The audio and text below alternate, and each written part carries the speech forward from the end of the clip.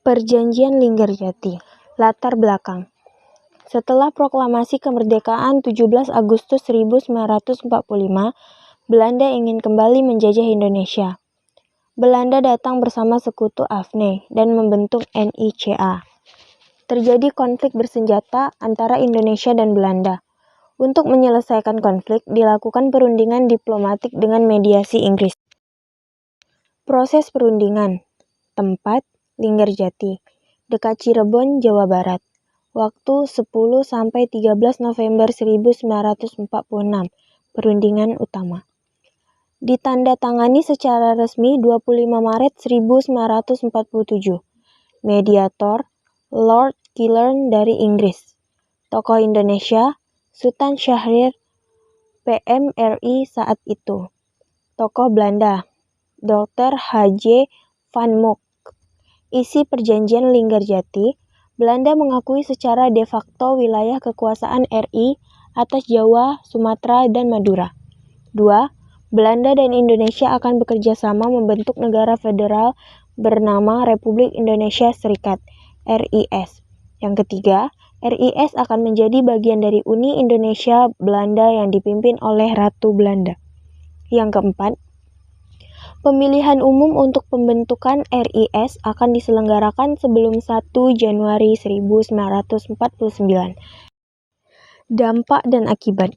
Dianggap sebagai keberhasilan diplomasi Indonesia, menimbulkan pro kontra di dalam negeri karena pengakuan wilayah hanya sebagian Indonesia. Belanda melanggar isi perjanjian dengan melancarkan agresi militer Belanda I pada 21 Juli 1947. Agresi militer Belanda I. Latar belakang. Setelah perjanjian Linggarjati ditandatangani pada 25 Maret 1947, hubungan Indonesia dan Belanda tetap tegang. Belanda tidak puas hanya mengakui wilayah RI di Jawa, Sumatera, dan Madura. Belanda menuduh Indonesia melanggar isi perjanjian. Tujuan utama Belanda menguasai kembali wilayah Indonesia secara militer. Peristiwa agresi militer 1 dimulai pada 21 Juli 1947. Disebut juga Operasi Produk. Wilayah yang diserang, Jawa Barat, Jawa Timur, dan sebagian Sumatera Timur. Belanda berhasil merebut kota-kota penting dan daerah perkebunan. Respon Indonesia tetap melakukan perlawanan fisik, gerilya. Indonesia juga menggalang dukungan internasional lewat diplomasi. Pemerintah Indonesia melaporkan agresi ini ke Dewan Keamanan PBB. Peran PBB. PBB membentuk Komisi 3 Negara (KTN) untuk menengahi konflik. Anggota KTN: Amerika Serikat, Wakil Frank Graham, Australia, Wakil Richard Kirby, Belgia, Wakil Paul van Zeeland. Dampak agresi militer Belanda I. Indonesia kehilangan beberapa wilayah strategis. Meningkatnya tekanan internasional terhadap Belanda. Munculnya diplomasi aktif oleh Indonesia di dunia internasional. Menjadi bukti bahwa Belanda melanggar perjanjian dan memperburuk citranya. Peran Komisi 3 Negara (KTN). Latar belakang pembentukan. Dibentuk oleh Dewan Keamanan PBB pada tahun 1947.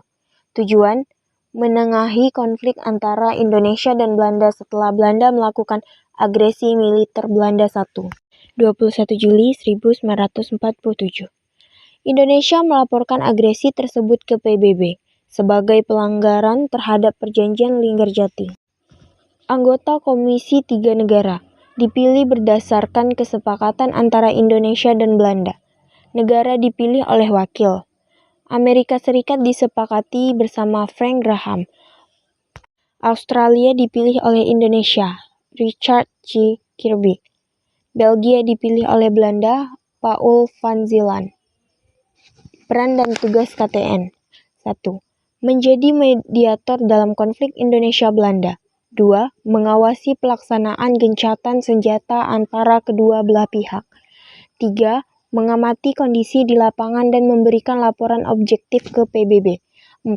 Memfasilitasi perundingan antara Indonesia dan Belanda yang kemudian menghasilkan Perjanjian Renville pada 17 Januari 1948. Hasil kerja KTN, terbentuknya gencatan senjata sementara antara RI dan Belanda, mendorong terbentuknya Perjanjian Renville meskipun hasilnya lebih menguntungkan Belanda, karena Indonesia harus mundur dari daerah-daerah yang telah dikuasai Belanda. Makna peran KTN bagi Indonesia menunjukkan bahwa Indonesia mampu melakukan diplomasi internasional. Dukungan internasional meningkat, terutama dari negara-negara Asia dan dunia ketiga. Meskipun hasil perundingannya tidak ideal, kehadiran KTN mencegah Belanda melakukan agresi lebih lanjut tanpa tekanan dunia internasional. Perjanjian Renville. Latar belakang. Perjanjian Renville adalah hasil perundingan antara Republik Indonesia dan Belanda yang dimediasi oleh Komisi Tiga Negara atau KTN yang meliputi Amerika Serikat, Australia, dan Belgia.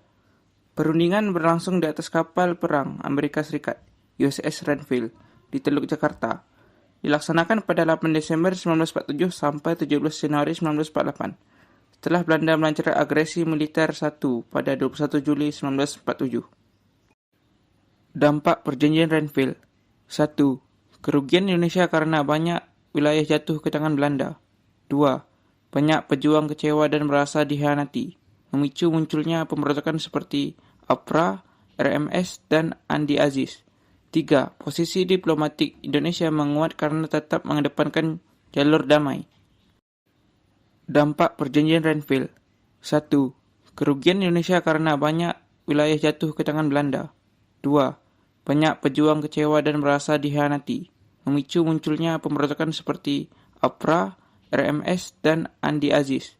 3. Posisi diplomatik Indonesia menguat karena tetap mengedepankan jalur damai. Kesimpulan. Perjanjian Renville memperlemah posisi Republik Indonesia secara teritorial dan politik, namun menunjukkan diplomasi RI tetap berjalan dalam upaya mempertahankan kedaulatan. Agresi militer Belanda 2. 19 Desember 1948. Latar belakang. Terjadi setelah kegagalan Perjanjian Renville dan meningkatnya ketegangan antara Indonesia dan Belanda. Belanda ingin menghancurkan kekuatan Republik Indonesia dan menguasai seluruh wilayah Indonesia. Jalannya agresi. Tanggal 19 Desember 1948. Belanda menyerang Yogyakarta, ibu kota sementara Republik Indonesia saat itu. Operasi militer ini dinamakan Operasi Schrei, Operasi Gagak, oleh Belanda. Yogyakarta berhasil diduduki dalam waktu singkat. Penangkapan pimpinan negara. Presiden Soekarno, Wakil Presiden Muhammad Hatta, serta sejumlah tokoh seperti Sultan Sahari dan Agus Salim ditangkap oleh Belanda. Mereka kemudian diasingkan ke Pulau Bangka dan Sagari di Sumatera Utara. Dampak agresi militer 2. Pemerintahan pusat lumpuh secara fisik, tapi tidak menghentikan perlawanan. Pemerintahan Darurat Republik Indonesia atau PDRI dibentuk di Bukit Tinggi, Sumatera Barat, dipimpin oleh Syafarudin Prawinegara pada 22 Desember 1948. Perlawanan rakyat dan diplomasi internasional meningkat, terutama dari negara-negara Asia dan Dewan Keamanan PBB. PBB mengancam tindakan Belanda dan mendesak pengembalian kekuasaan kepada Republik Indonesia. Kesimpulan, agresi militer 2 merupakan upaya Belanda untuk melenyapkan Republik Indonesia secara militer, tetapi justru memicu simpati internasional terhadap perjuangan Indonesia dan memperkuat posisi diplomasi Republik di mata dunia. Peran PDRI, penjaga eksistensi RI. Latar belakang. Setelah agresi militer Belanda 2, 19 Desember 1948, Yogyakarta jatuh dan para pimpinan Republik, Soekarno, Hatta, dan lain-lain ditangkap. Untuk mencegah kekosongan pemerintah, dibentuk Pemerintahan Darurat Republik Indonesia atau PDRI. Peran PDRI. 1. Menjaga eksistensi Republik Indonesia agar tetap diakui sebagai negara yang sah, meskipun ibu kota jatuh. 2. Mengkoordinasikan perlawanan rakyat dan militer terhadap Belanda di berbagai daerah. 3. Menjalin komunikasi dengan dunia internasional, terutama dengan PBB, dan negara-negara sahabat untuk menyampaikan bahwa RI masih eksis. 4. Menjadi simbol kelanjutan pemerintahan RI yang sah dan legal. 5. Mengatur logistik dan dukungan moral bagi pejuang di lapangan. Kesimpulan, PDRI adalah penjaga keberlangsungan Republik Indonesia di tengah krisis nasional. Tanpa PDRI, RI bisa saja dianggap lenyap oleh dunia internasional akibat agresi Belanda dan penangkapan para pimpinan pusat.